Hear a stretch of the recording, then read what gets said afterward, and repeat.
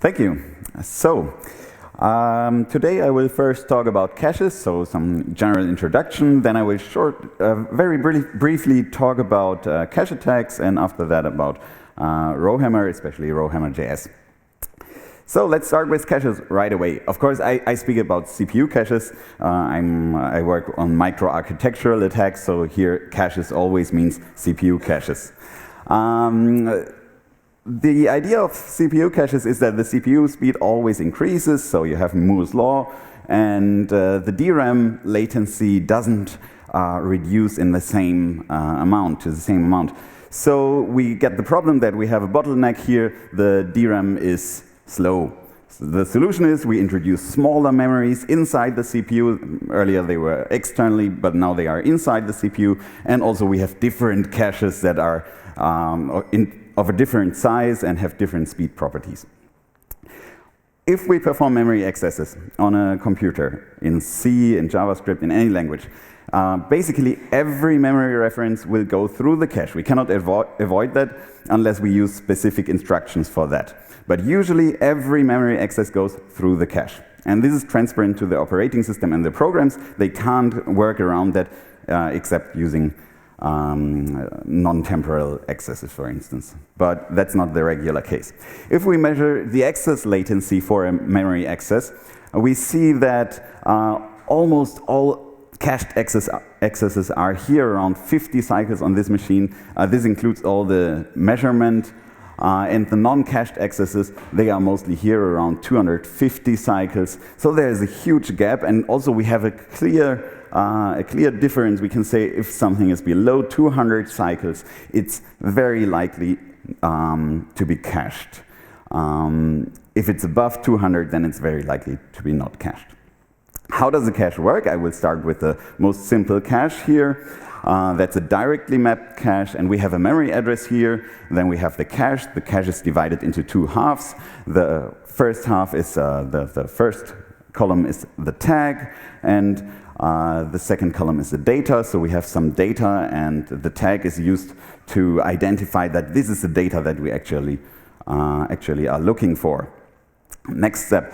The memory address is divided into different parts. So the last part is just the offset, and that's B bits. So we have a cache line size of 2 to the B bytes. That's just how the bits are used. It's similar to the offset with paging. There you also have these 12 bits that are used for the page offset. Here it's just the cache line offset.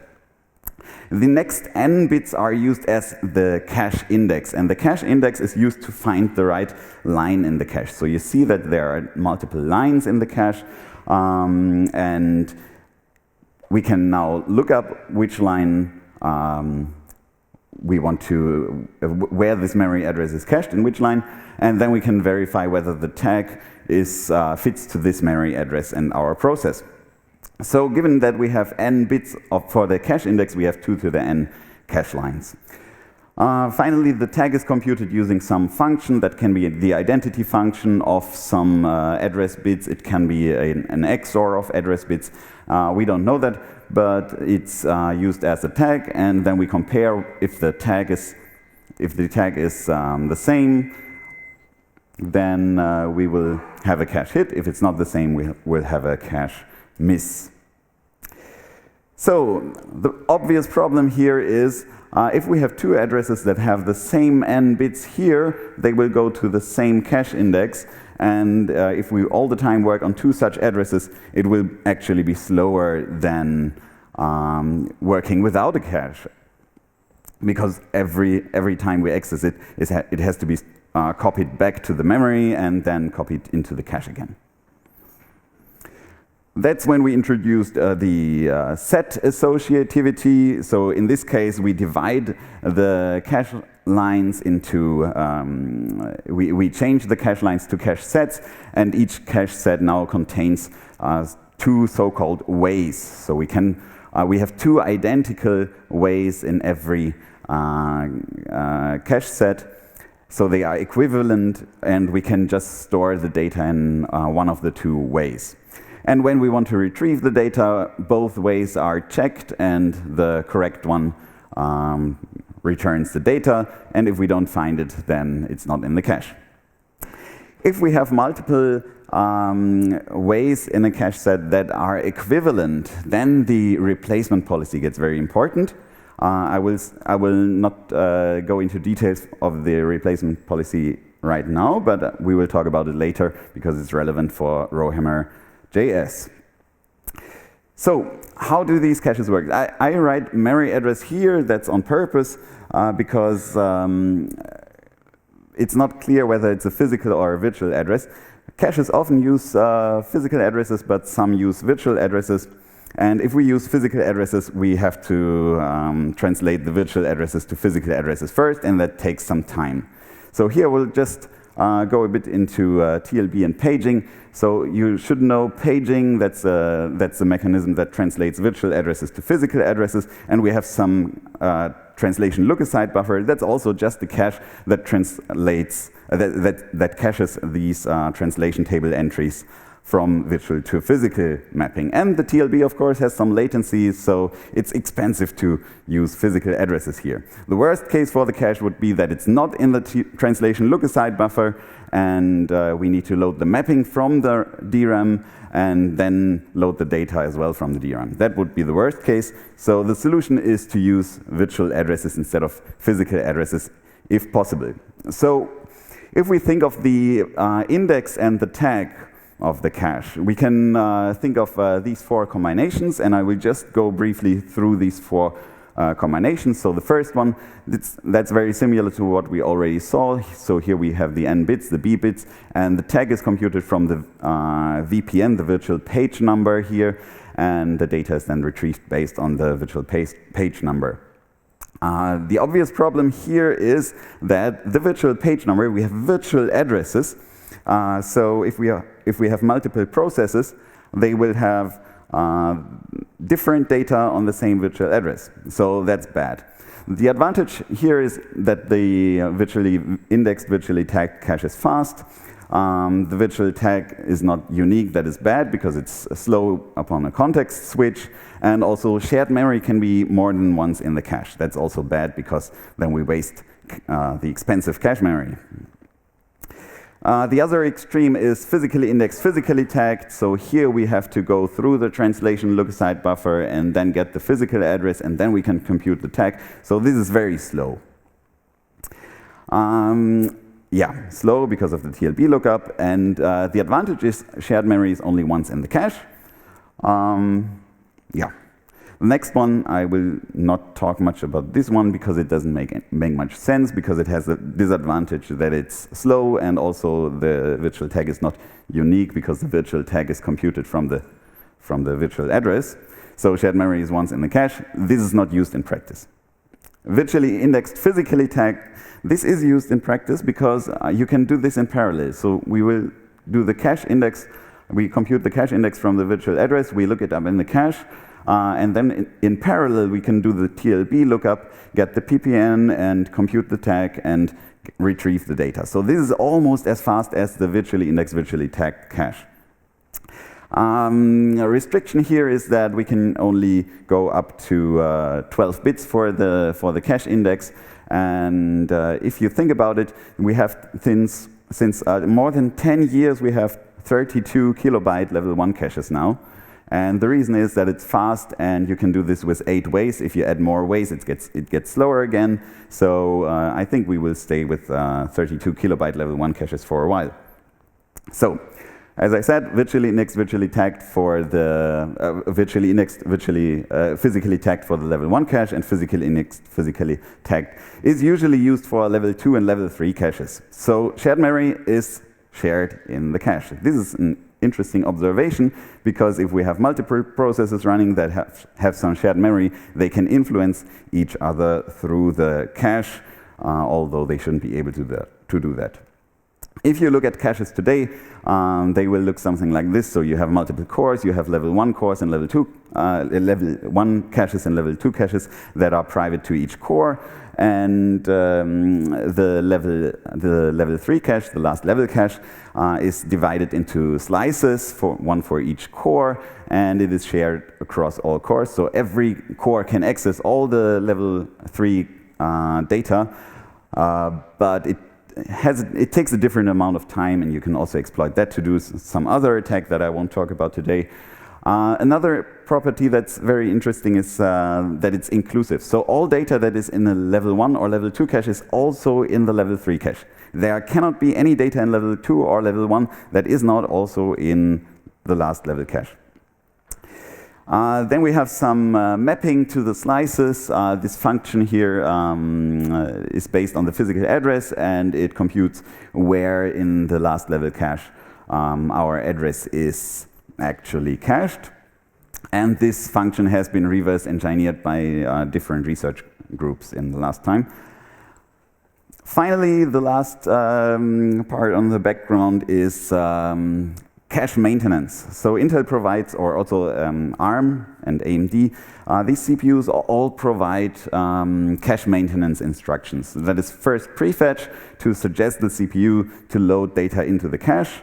Actually, prefetch, if you use it not in the right way, it will actually consume more time than you can save with it. So you should be very much aware of what you're doing when you're using prefetch. And the other one is even worse. It's CL flush. With that, you can throw data out of the cache. If you look at this, look for CL flush on GitHub, you won't find many projects that use it. CL flush is rarely used, I would say. It's necessary sometimes for cache coherency, memory coherency related stuff, but it has very often been suggested to just remove CL flush to get rid of all the problems it has. So both instructions are based on virtual addresses, and as we just heard, shared memory is shared in the cache. CL flush is based on virtual addresses. We can throw out shared data from the cache, and that leads us directly to cache attacks. So what can we do with cache attacks? Yesterday someone asked me, okay, well, why is this relevant? No one is interested in this because you cannot do anything practical with that. Actually, we built a cache-based keylogger or partial keylogger with that. So we can just run an unprivileged program, maybe in the Chrome sandbox, and we can spy on keystrokes and distinguish some letters from other letters. So this goes very much into the direction of a cache-based keylogger. Also, in several research papers, there have been attacks on AES, on RSA, on ECC algorithms.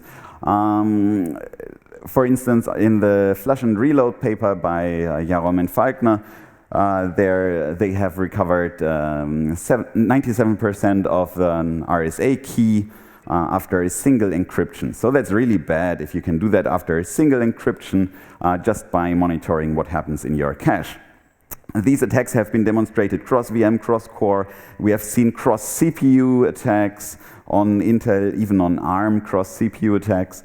And yeah, they work on basically any architecture. So most attacks have been performed in Intel. On ARM, we have performed some attacks recently. Also, cross-CPU attacks have been demonstrated on AMD. So yeah, it works pretty much everywhere. Cross-core attacks, how do they work? Yeah, there we exploit the inclusive property, and that the last level cache contains all data from level 1 and level 2 cache. So if you evict data from the last level cache, then you also evict it from level 1 and level 2 cache of all cores. So also of the other level 1 cores. You can evict cache lines from a private level 1 cache of another core.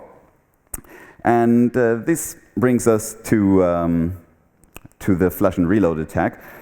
Today I will talk briefly about flush and reload and prime and probe will then lead us to Rowhammer.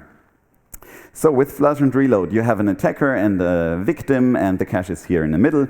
And in the first step, the attacker maps the shared library and accesses it, and then it's cached for both the attacker and victim because it's shared memory, so it's shared in the cache. Then the attacker flushes the data, then maybe the victim at some point will load the data, and then when the attacker reloads the data, it will observe a low memory latency, just as we have seen in the histogram right in the beginning. And then the attacker has learned that the victim just accessed this particular address. So with prime and probe, this works pretty similar. Just this time, the attacker uses much more addresses and uses these addresses to fill the whole cache set. So all ways in a cache set. And now if the victim accesses some memory locations, it will evict data from the last level cache, replace some ways the attacker previously has primed, has filled with data. And then the attacker will re-access the memory that he believes is still in the cache, and then he observes a slow access because one of the ways has been replaced, and then the attacker has learned that the victim accessed a memory location that maps to the same cache set, so the attacker can derive the middle n bits for the cache index. So I will just go straight away to this example here, the keystroke example. So here I just ran this on key up and key down events, and this is very nice. So you can now see the length of my sudo password. That's not good. So the challenge here is, of course, how do we locate these key-dependent memory accesses? We can, of course, look at object dumps, but that's very difficult because it is very time-consuming. And the lessons I learned while doing this, staring at object dumps for several weeks will give you a severe headache. You shouldn't do that. So automate everything right from the start, and that's how we started developing cache template attacks. And in cache template attacks, we have two phases. First, the profiling phase, and second, the exploitation phase. In the profiling phase, we will do some pre-processing and locate which addresses are interesting. And in the exploitation phase, we just perform a standard flush and reload attack. So the profiling phase will look something like this. So in the beginning, the cache is empty, and then we trigger some event. Here it's a keystroke A, and then it's cached for both the attacker and the victim. And the attacker now can check whether the address is cached, and if the address is cached, then the attacker will store this in some matrix to learn that this address is used for this event. Then we flush it, then we repeat this for higher accuracy, then we repeat it for all events, and then we do this for the next address. So finally, we will have a matrix for all events and all addresses, and know which event triggers a cache hit on which address, and in the opposite direction, a cache hit on which address means which event. So, how hard is it to perform a cache template attack? We just recently did student-led attack different programs, and they typically found leakage within 30 minutes in different programs. And this is really a wide range of programs, although most students just kept doing keystroke attacks. So we found, so the students in this case found keystroke, sidechannels, and nano, quasi-client, xterm, pidgin, gksu, Firefox Emacs, mousepad, and here the user 32 DLL on Windows, so it also on OS, Emacs was on OS X. We can monitor keystrokes specifically in the password field in keypassx. That's also very interesting, because if you see, okay, we had 11 keystrokes now, and then for a long time nothing, then probably this was the whole password. We have the font rendering in libhalfbars, which is used by many Linux applications. We can monitor action buttons in VLC. We can monitor when netcat receives characters. We can distinguish key groups in gksu, and also monitor when the checkbox in gksu is clicked. So you can do pretty much with that. So the conclusion is that we can use this technique to find any sidechannel leakage, cache sidechannel leakage, in feasible time. It works on all the CPUs and with unknown binaries, so even on Windows, and you can automate this and perform this in a large scale. But it still requires shared memory. So why don't we do this with prime and probe? Prime and probe would have the advantage that we don't need shared memory, but it's much more difficult to do that because it has a lot of noise. So I won't do that with prime and probe, although it should be possible. I will do something that's, that's more fun with prime and probe, or evict and reload. Evict and reload, if you take prime and probe, so this does some cache eviction, and if you now perform a single memory access with, then you have evict and reload. So it's just a variant of prime and probe, basically. So, Rowhammer. If you look at the DRAM, then you will have multiple channels. You will have the DIMM will have multiple ranks and chips. And if you look at the chip, then the chip is separated into multiple banks, and you can access these banks in parallel. So if you want to access some memory location in the DRAM, then you first have to activate the row and copy the data into the row buffer. The cells, by themselves, they leak voltage over time, so the voltage drops over time, and therefore these cells need to be refreshed frequently. If you perform accesses in physical proximity, then the cells leak faster, and that's what we exploit in the Rowhammer bug. So in the Rowhammer bug, we will just activate one row, and it is then copied to the, it is actually not copied to the row buffer, but we can just think about it as if it would be copied to the row buffer, and the row buffer is again some sort of cache.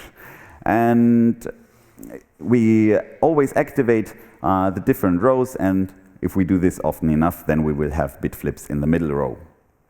So here we need to perform non-cached accesses to reach the DRAM, and the original attacks use CL-flush for that. So they basically just do a flush and reload attack. I once did I wanted to do a measurement on a flush and reload attack, and by that destroyed some shared library on my system, and then the window manager crashed. And interestingly, Linux decided to write the changes back to the hard disk. So even after rebooting, I still had these corruptions in the shared library on my system. That was not nice. So yeah, I really wonder why it does that, because the shared library is usually read-only, so Linux should know that this data can't be modified. It's weird. So we flush the line from the cache, and then the next access has to reach the DRAM. The Rowhammer bug, so that the Rowhammer bug is some of relevance for security, was first observed by Kim et al., who showed that you can do this purely in software, and they suspected that this can be used for some security exploits. And then Seaborn in 2015, March 2015, showed that you can actually do that. You can actually gain root privileges or kernel privileges on a system by using the Rowhammer, by exploiting the Rowhammer bug. And therefore you need the non-cached accesses. And this is very similar to flush and reload. If you have a vulnerable system and you do a flush and reload attack in a high frequency, you can probably induce bit flips without trying to. Okay, so how does Rowhammer work? Similar as in the flush and reload attack, we will flush data from the cache, and then we will reload it. And we do this with two different rows here. So in this case, we have the blue row in the middle, or the blue page in the middle is in a separate row than these other pages that we access. And if we do this often enough, then we will have the bit flip in the middle row. So how does Rowhammer without CL-flush work? And the idea is that we use prime and probe, or evict and reload rather, than instead of flush and reload. And this works like this. We just access a lot of memory locations until the target memory location is evicted. Then we reload it, and that's it. And then we repeat it for a while, and then we will observe a bit flip, if the system is vulnerable, of course. So the challenges here are, if we want to do this in JavaScript especially, how do we get accurate timing in JavaScript? So actually that's not that much of trouble, because JavaScript provides you very accurate timing, so we can easily do that. How do we get physical addresses in JavaScript? We will also see that this is very easy. Which physical addresses to access? This has already been solved because we had this slice reverse engineering, we had this reverse engineering of the DRAM mappings. So this part, I would consider this as already solved. This was not part of our work, but our work focuses on in which order to access them, because this is actually not that trivial. So let's just speak a few words about timing. Here in native code you would use RDTSC. In JavaScript you can use window performance now, and it's sufficient to get the attack working. Physical addresses in JavaScript is also easy because we just before we worked on Rowhammer JS, we did some page deduplication attacks in JavaScript, and there we exploited that the operating system optimizes the usage of memory by using 2 megabyte pages whenever possible. So in this case, if we allocate a large array in JavaScript, then the last 21 bits of the physical address are identical to the last 21 bits of the virtual address, and also the last 21 bits of the JavaScript array index. So great, physical addresses for JavaScript. What can possibly go wrong? This is also very interesting because DRAM rows on a typical system are 128 kilobytes or 256 kilobytes apart from each other. So within a 2 megabyte page you will have several DRAM rows and just can hammer right away on these DRAM rows. Which addresses to access? Yeah, we use eviction, we focus, we use the slice mapping that has been reverse engineered by Clémentine Maurice, and from this we know which addresses are congruent in the cache, and then we can evict them from the cache. The remaining challenge is in which order to access them. And if we look at the replacement policy on older CPUs like Sandy Bridge, that's more than 5 years old now, there it would work like this. They use an LRU replacement policy, and there we evict the oldest entry first. So if I just add a timestamp to every entry in the cache set, so each way in the cache set, then we have some, then the replacement policy will, when we load some data, store it in the cache set and update the timestamp. And always the youngest, the oldest way is replaced, and then we have the new timestamp here. And finally, the targeted cache way is also replaced. So the replacement policy on more recent CPUs like Ivy Bridge or newer, and also on ARM CPUs or AMD CPUs, they work differently. So they don't use LRU, and if you try LRU replacement, it will look something like this.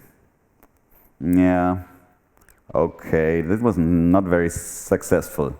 And we tried this on Haswell, and we had a success rate of 75%, and that's not sufficient to do row hammering. If you only succeed in 75% of the cases, and you have to do something like 2 million evictions in a very high frequency, 75% will ruin the attack. It doesn't work. So we can just do more accesses, then we will get a higher success rate, but actually this will be too slow. When we started working on this, we crafted these eviction patterns by hand. So here you see address 1, address 2, address 3, and the black box marks that we access this address at this point in time. And if you represent this as a sequence of numbers, it would look like this. So 1, 2, 1, 2, 2, 3, 2, 3, 3, 4, 3, 4, and so on. And this can be a very long sequence. And then we found that we observed different properties of these addresses to go a step further. First, all the addresses that we are working on, they are congruent. So they are indistinguishable in terms of the eviction strategy. We don't care whether we label an address 1 or 2 or 3. As long as the strategy is unique, it doesn't make a difference. So we can give any numbering to sequence of accesses. It just has to be unique. So if you look, for instance, at this pattern here, 2, 5, 4, 6, 3, 1, and 2, 5, 6, 4, 1, 3, and so on, they are all equivalent. We can just label them 1, 2, 3, 4, 5, 6. We don't care about the labeling of the addresses. That's all I want to say to this point. So we can do two things now. We can add more different addresses. So for instance, add address 7, 8, 9, and so on. That will increase or it can increase the eviction rate. Or we can add multiple accesses to one address. And there we observe that this also can increase the eviction rate. So the sequences that we generated, they often had repeating subsequences. And there we decided that we could represent the sequences in form of a loop. So I wrote this loop, and it will just iterate over d different addresses in the inner loop and access this many addresses. And then it will perform c repetitions of this inner loop.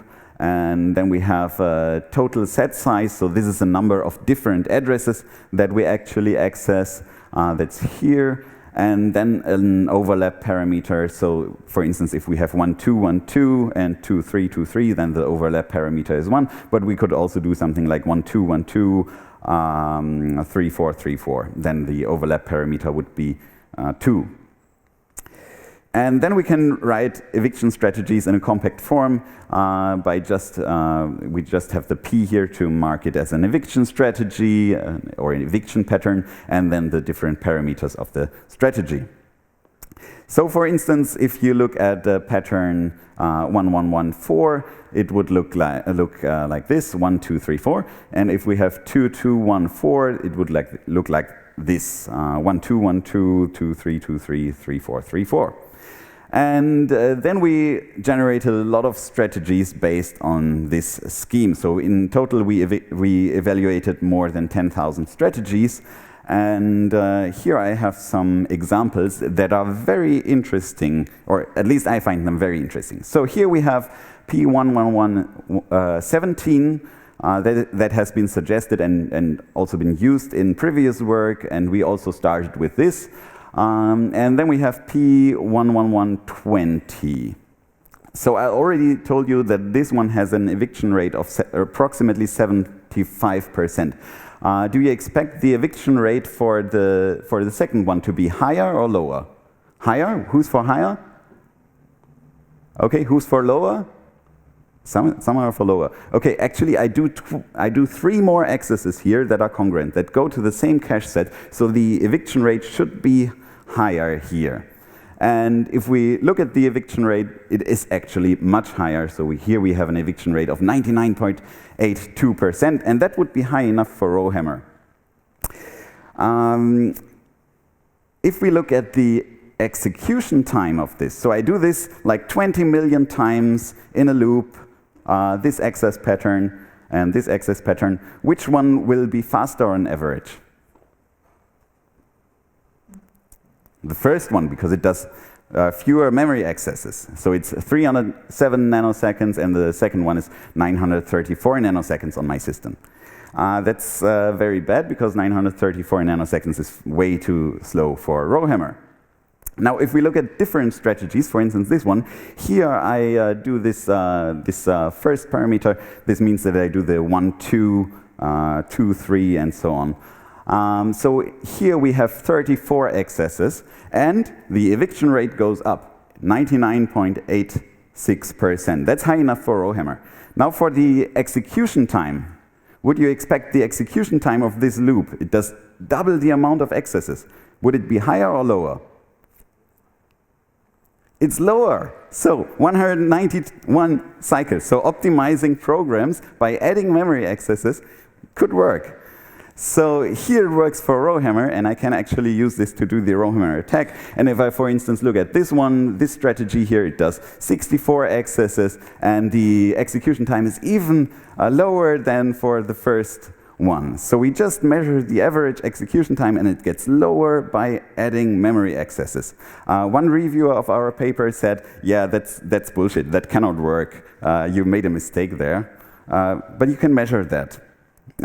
So, replacement policies on modern Intel CPUs. So we just have seen that LRU doesn't work and that you have to access addresses multiple times. So in which order to access them, we solved that. And if we look at the bit flips that we can achieve with that, then we see that, okay, in JavaScript we are a bit slower, but in native code we can trigger bit flips using eviction if we can do this with CL flush. So systems that are vulnerable to Rowhammer with CL flush should be considered vulnerable to Rowhammer without CL flush as well. We also tried it on ARM, so here is a regular smartphone, but we attached a cooler to it so that it doesn't overheat. We also evaluated several thousand strategies there, but we found no bit flips. So I take 3 more minutes, I think. That should be just in time, right? So the operating system groups pages and page tables into 2 megabyte frames. And that's actually bad for exploiting, because we said we want to trigger a bit flip, possibly in a page table, because we can exploit that. But actually the operating system prevents that by grouping pages and page tables into 2 megabyte frames. The operating system just deviates from this strategy if it's almost out of memory, and it's very hard to get there without crashing the browser, so we introduced a new technique to do that. Actually, it has already been described in previous work, but not studied in detail, and we did some tests on that, and we could even use it to induce bit flips on a DDR4 system, default configured. So, amplified single-sided hammering works like that. We again evict the data from the cache, and this time we don't have the target memory location between the 2 memory locations that we access, but it's adjacent to it. And here I have drawn a dashed line to mark the 2 megabyte page frame border. So we hammer 2 rows that are directly at the edge of a 2 megabyte page. And if we do that, then we will observe a bit flip here. And that even works on DDR4. And if we use this, then we don't need a near out of memory situation, and we can try this until the memory mappings have changed, and then we have a bit flip in our own page tables. And if we try this until we find that the new mapping is one of our own page tables, then we have full access to the physical memory. So the conclusion is that we can do cache eviction instead of CL flush. Then we are independent of programming language and available instructions. We can even do that in JavaScript, and we demonstrated probably the first hardware fault attack through a website using JavaScript. And that's very nice, because you can just put a website online and see which systems, on which systems it works. On this laptop it works, so on this laptop we verified that we can get root privileges for web apps. So, thank you for your attention.